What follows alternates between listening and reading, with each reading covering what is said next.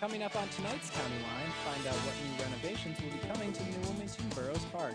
It may not be DiGiorno, but it's just as good. We take a look at Augustine's Pizza. And for all you stargazing fans, we'll stop by the Westminster College Planetarium to meet the new director, Dr. Thomas Oberst. The County Line starts now.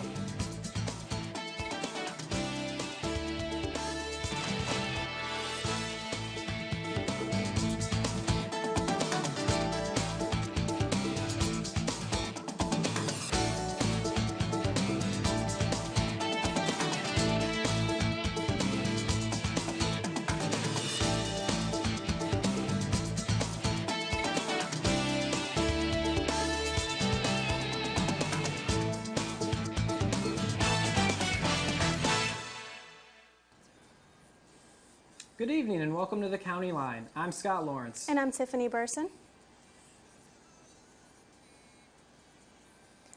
Tonight we start with an update on the Jordan Brown case, the 12-year-old Lawrence County boy accused of murder. During a hearing held on Friday, a psychologist offered testimony that the juvenile rehabilitation is working for the boy and he should not be tried as an adult. Brown, who was 11 when the police say he shot and killed his father's pregnant fiancée, will continue to be examined through psychological treatment until his next court appearance. Borough residents can expect new renovations to the New Wilmington Park. You can thank a $65,000 grant from the DCNR Play Equipment Fund. The County Line spoke to the borough's Parks and Recs Chair, Susan Ligo, about the new renovations. Last year we actually started with a park committee to where what we want to do is do upgrades to our park. And within this committee you'll have different stages of things you can do, maybe a basketball court, maybe new play equipment, and that's exactly what this grant's gone for. We're getting awarded $65,000 and it is a matching grant, but $65,000 where we can actually upgrade some of the playground equipment, more likely from 2-year-old to 5-year-old, those kind of things, the swing sets and things like that. So really that's a first stage. So we have other stages where we want a new basketball court and different equipment such as that. So this is just one part of one grant. There are many grants that we're also going to apply for. There's some other grants that we're looking at that we're going to go for other things, some greenery that we're going to have, parking lots, things like that. So really this grant with the DCNR, they've awarded us the $65,000, again, matching grant, to actually upgrade the playground equipment that's down there. So kind of excited at the start of something really fun and great for the community. When would you be getting this money for? Since 1960, hungry area residents have enjoyed local homemade pizza at Newcastle's Augustine's Pizza. The local pizza shop offers a delicious on-the-go meal in addition to their famous frozen pizzas. The County Line's Angela Tucker shows us how Augustine Pizza spreads not only their sauce, but also their family tradition. At Augustine's Pizza, they've been taking orders for more than 50 years. It's more than the average pizza shop. On the other side of the small kitchen is a pizza-making factory. Here, Augustine's packages 6 different products for sale in local grocery stores. We probably make about 10,000 pizzas a week, selling in a 50-mile radius of Newcastle. They began making the frozen pizzas in the early 60s, and they have been making them ever since. The process begins at 7 a.m. with the mixing, rolling, pressing, cooking, and cooling of the dough used to make pizza shells. The recipes for the dough and sauce are a secret of the family. We've only had about 4 or 5 dough mixers in the 52 years that we've been in business. And those are either friends, real close friends of the family, or family members. After being cooked, pizza shells are cooled, taken off of the trays, and cooled some more until time to add the topping. After lunch, Augustine's employees gather around the assembly line to load and unload the pizzas. Crust our sauce, cheese, packaged, and ready for sale. Augustine's take-home pizzas are ready to go as bought, or you can add your own topping choices. According to Frank Augustine, the frozen pizzas are the biggest part of their business. But if you'd rather avoid cooking, Augustine's is open 7 days a week with a full takeout menu. Reporting from Newcastle, I'm Angela Tucker for the County Line. And turning to another locally owned business, our own Forrest Mintier traveled over to Valant to visit the hidden gem known as Pat's Camera Cottage. Pat's Camera Cottage has sold cameras and camera equipment since 1941. Here's a closer look. Nestled comfortably in the village of Valant, Pennsylvania is a rarity in today's world. A true camera shop run by a man who has spent a lifetime developing his love for cameras into a hobby and a business. Welcome to Pat's Camera Cottage.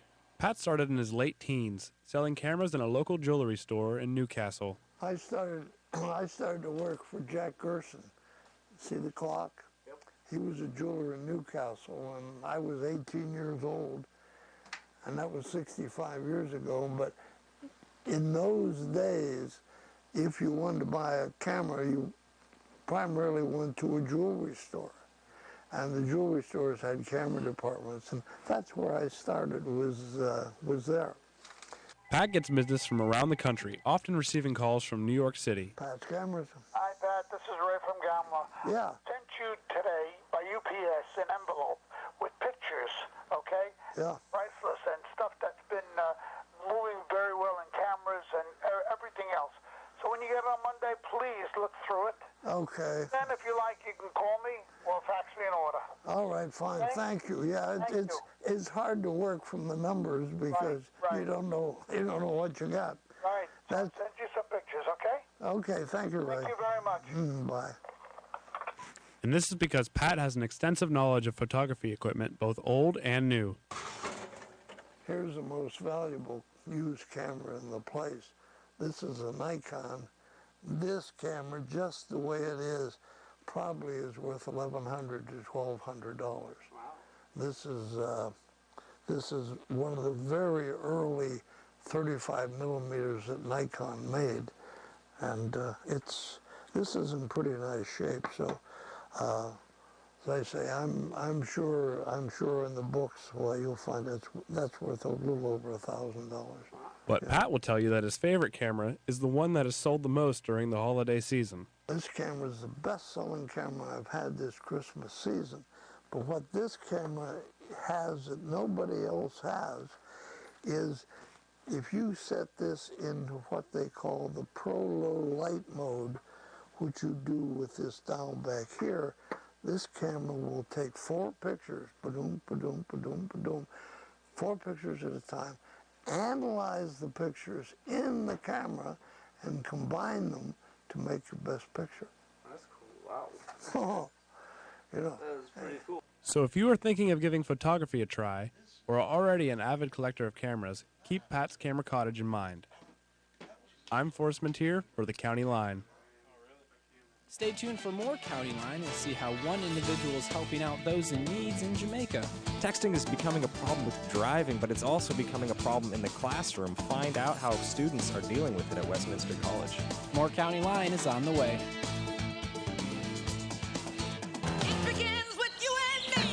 Recycling grocery bags is catching on. Here's my favorite. Let's reduce packaging by getting one big bottle, and it's recyclable. Ooh, this box is heavy. Oh, we'll get this small container of concentrate instead. It's recyclable, too. Now that's smart shopping. Less packaging and more recyclables. All we're asking is for you to recycle.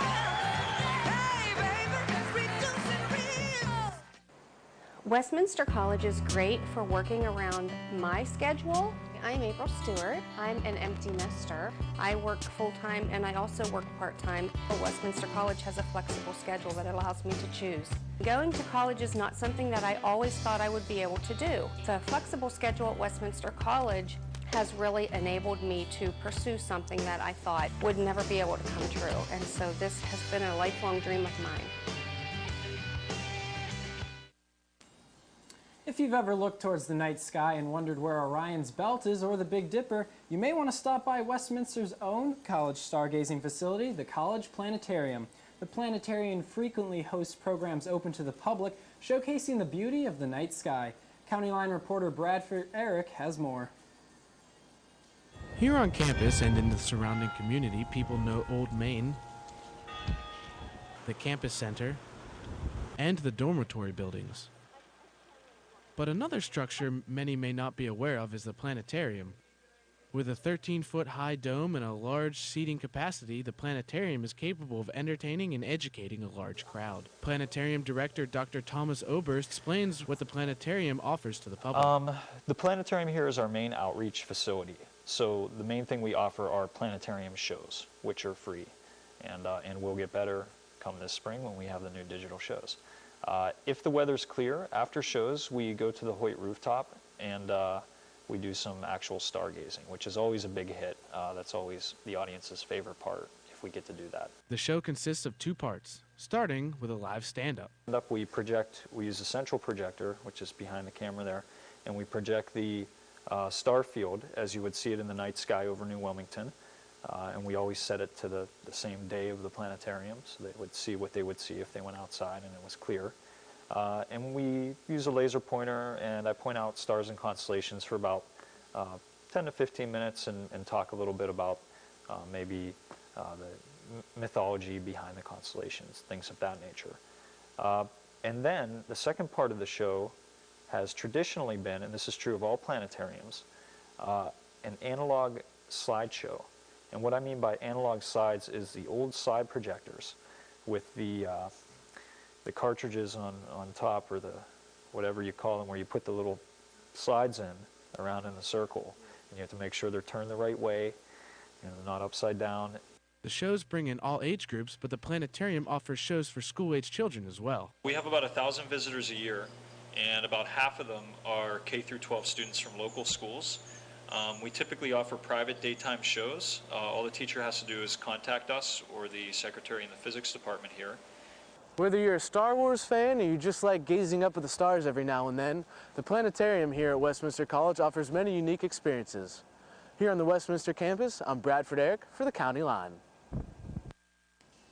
Every Wednesday, students gather for a time of worship in the Westminster Berlin Lounge.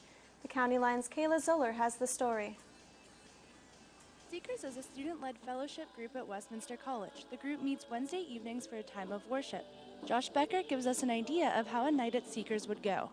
Normally, at the beginning, we start out with the praise band, sing 3 praise songs, and then there's usually a speaker or a small group work where someone facilitates, usually based on our theme, which is to re-energize your life. And then at the end, we wrap up with 3 more praise songs. Beckert plays the guitar for the praise band every week. He says playing is one of the best parts of worship. I've been playing in the praise band since the beginning of last year. It's one of my favorite things to do. I really enjoy music, and bringing Christian music and praise music into it is even better. The core team is a group of 7 or 8 students who are in charge of running Seekers. Katie Gray is part of the core team, and she tells us what she does. I'm on core team, and so I help plan what we're going to do and what we see, what people have liked, what they don't like, and just take suggestions to better the Seekers night. The core team takes feedback from students who put their suggestions in a suggestion box. This feedback helps determine the sessions every week. We take a lot of suggestions. We have a suggestion box that we really take into consideration. We read them each week at our core team meetings. Seekers give students a chance to break away from schoolwork and lets them worship in the middle of the week. I enjoy coming to Seekers because it's an opportunity to break away from my regular classes, kind of just to relax, to be with friends in a non-academic time and get out of my room, and it's a really supportive group of people. I really love the opportunity to worship in the middle of the week. It's hard going all week, only worshiping on Sunday at your worship service or at Vespers. It's nice to have something in the middle of the week to break away from, to sing some good praise songs and to get close to God in the middle of the week. Seekers is a Christian fellowship that is open to everyone. I'm Kayla Zoller for the County Line. Missionary efforts worldwide strive to make life more enjoyable to those they outreach. Despite being home to one of the hottest travel spots, Jamaica is one such country. The County Line's Mackenzie Somerville tells us how one area resident is influencing Jamaica one trip at a time. Jamaica isn't only tropical beaches and sunsets like people tend to think. It's a place with real people struggling to survive. But Pastor Greg gives them something to hope for. They don't have a whole lot, but they're still happy. and they still are looking for something to fill that emptiness in their life. And that's really the reason why we go, so that we can share Jesus with them and give them something to fill that hole in their life. The kids in Jamaica flock to see Greg every summer. You have about 250 kids packed into a really small building. There's like 20-some kids to a bench, but when they stand up and sing, they all sing and they all dance, and they have these great big smiles, and they just sing with like all of their voice, and it's just the most phenomenal thing. The kids just love him, and they just are all over him, and they just listen and hang on every word that he says, and so, it's really been a blessing to see that. People who have worked with Pastor Greg tell us why he's so good at what he does. I think Greg is just a big kid himself. So I think that the kids just love him because he brings so much of that childlikeness to everything that he does. Because he not only has an interest in having them learn more about Jesus, he takes a personal interest in their life. But when does Pastor Greg get a moment to himself to talk to God? I saw him sitting on the steps one day during, it must have been one of the Thursdays when we do the invitation, and you could, with his eyes shut, and you could just see that he was one-on-one with God. It was just, I'm gonna cry already again. It was just so incredible because you don't see that. You don't get a chance to see that very often because they're so busy with everything and making sure that everything is organized and making sure everything's there. Pastor Greg is just a fun-loving guy who uses his passion for God to help kids around the world. I'm Mackenzie Somerville for the County Line.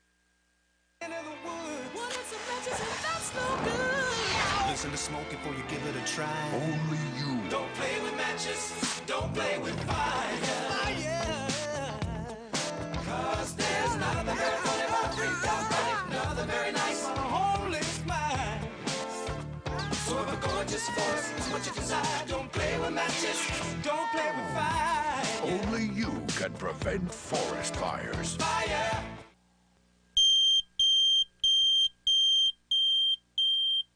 Remember, if there's ever an emergency, we meet here at the bottom of the driveway. And I'll get the emergency disaster kit out of the kitchen. Once we're all together, then we'll decide what to do. But what about Fido? What about Fido? The Lawrence County Humane Society reminds you to include your pets in your disaster planning. Make sure that your pets have identification tags that include your phone number. To find out more about how to protect your pets in a disaster, contact the Lawrence County Humane Society. Local shops are reaping the benefits of additional business now that classes have resumed here on campus. The County Line's Corey Emanuel talks to some Mugsy's employees to hear how much the college affects local business. It's business as usual at Mugsy's Coffee House in the borough of New Wilmington. Mugsy's is a popular attraction for college students. Like many other local businesses, the shop sees many more customers when classes are in session. It's steadier. The weekends are still kind of slow, but during the week it's pretty busy. And it's busier throughout the whole day. It's not like we'll get a lunch rush, but the college kids will come later during the day or early in the morning, so it's all throughout the day that they're in here. Parrish says that the college students spend a lot of time online or just sitting around studying. It depends. Sometimes they study. Sometimes they just come to hang out.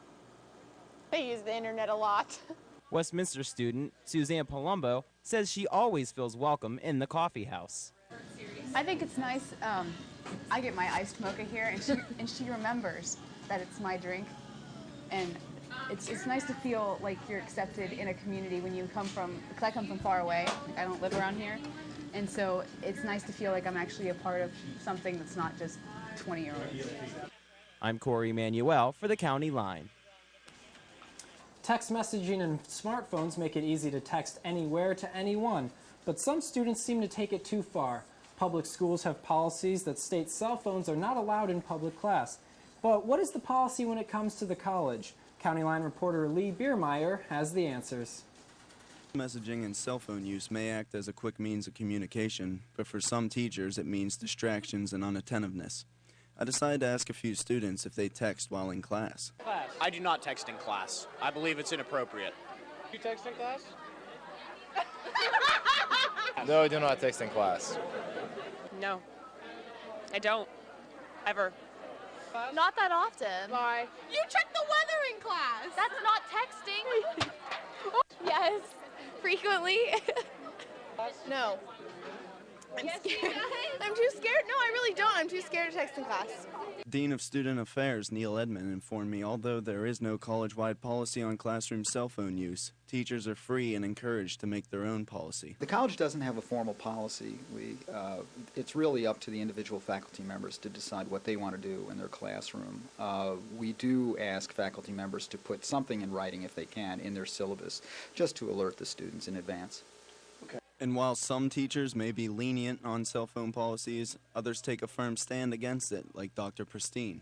There have been times that recently I haven't had to do anything. It's usually clear that it's not going to happen again. Mm-hmm. But I have at times taken points off from students' grades because their cell phones went off so often. I tell them that you're going to lose a point every time it goes off. So sometimes, yes, I do have to crack down because it is very annoying. It's distracting and it's rude.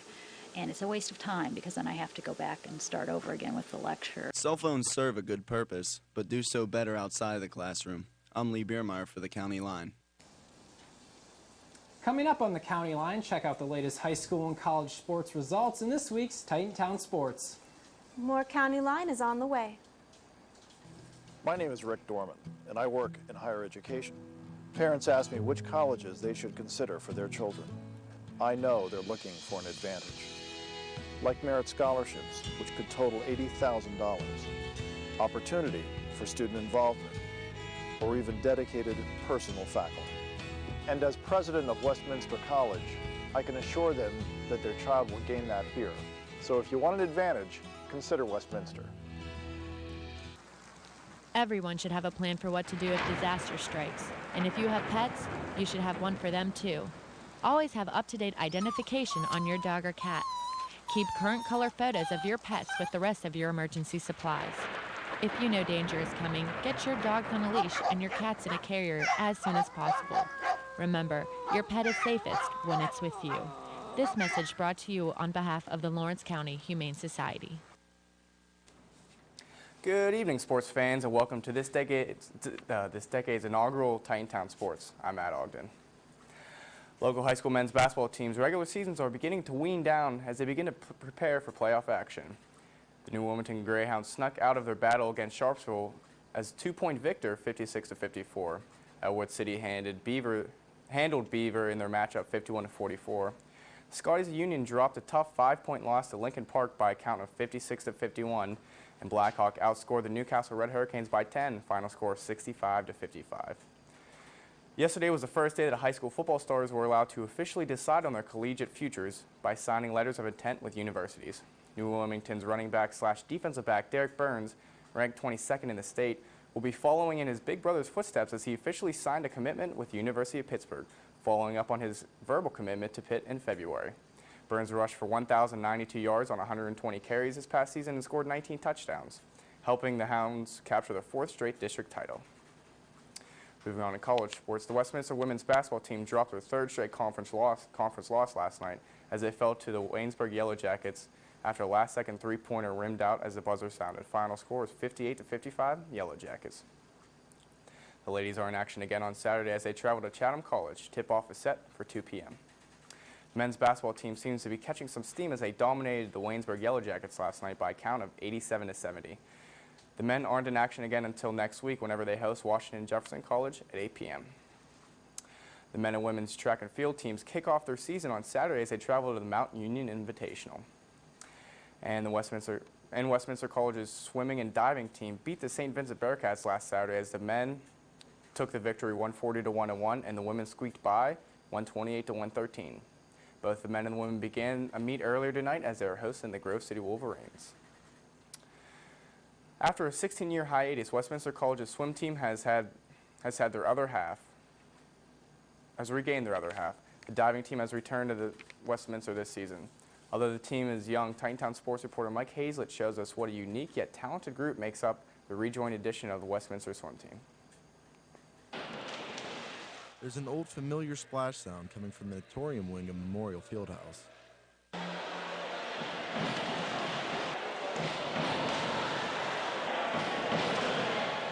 That splash is the Westminster diving team.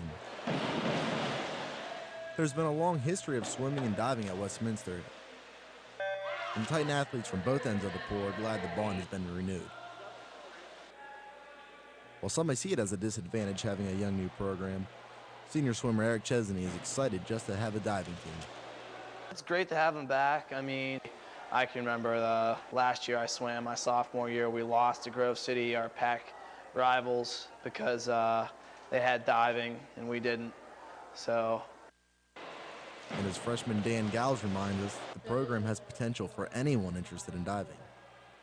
Since of 16 years, it's a really open program, so if you have like some tumbling experience or diving experience and you want to try it out, then you should really go for it, because I wasn't a diver before, I was a gymnast.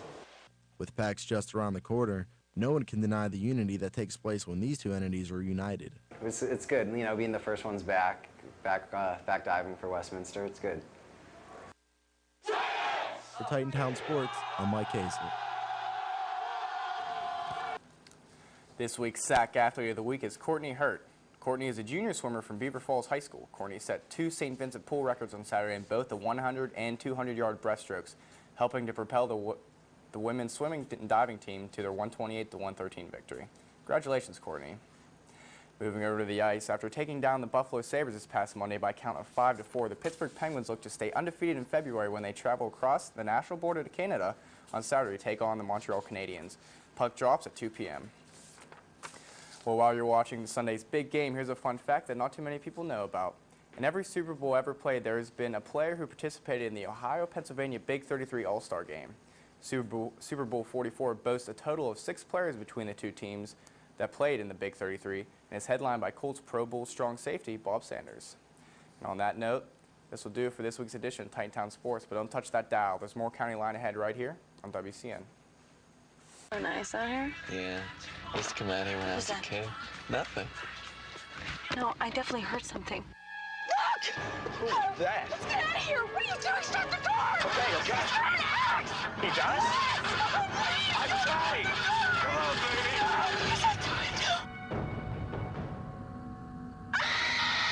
Think history is a little scary? Then log on to loc.gov and see how much fun it can be. The Library of Congress at loc.gov. Westminster College is great for working around my schedule. I'm April Stewart. I'm an empty nester. I work full-time and I also work part-time. Westminster College has a flexible schedule that allows me to choose. Going to college is not something that I always thought I would be able to do. The flexible schedule at Westminster College has really enabled me to pursue something that I thought would never be able to come true. And so this has been a lifelong dream of mine. The field station has become the center of a tradition now in its 6th year at Westminster College. This Saturday, Christmas trees that have been gathered from the community will be turned into chips that have use as mulch around trees and on trails. The event is open to all who wish to spend the morning outdoors and enjoying some vigorous activity, toting trees to the chipper. And the National Weather Service has issued a winter weather effect for Pittsburgh, and it'll be going through Saturday afternoon. A winter storm watch means there's a potential for significant snow, sleet, or ice accumulations that may impact travel. That's the news for tonight's edition of the County Line. Be sure to check WCN247.com for all your local campus and community updates. And we'll see you next week for a special Valentine's Day edition of the County Line, as well as all the latest sports action in Titan Town Sports. Good night. And be sure to tune in for a rebroadcast of yesterday's Westminster-Waynesburg basketball games. Good night.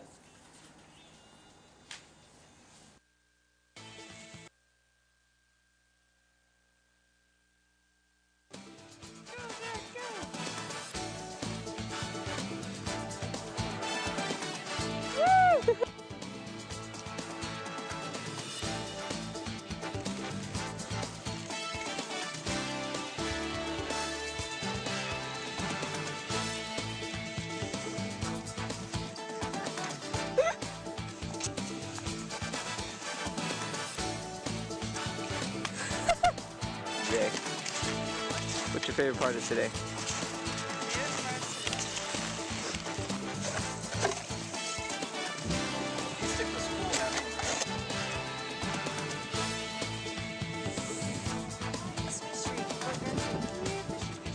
I thought you were me.